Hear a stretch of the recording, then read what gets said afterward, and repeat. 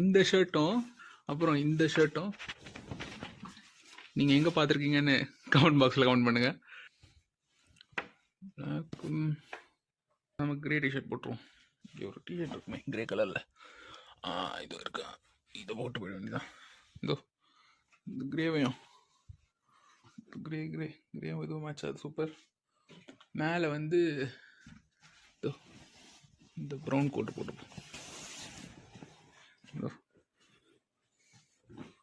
Outfit எப்படி வரும்னு தெரில, போட்டு பார்த்துட்டு சொல்கிறேன். ஓகேயா,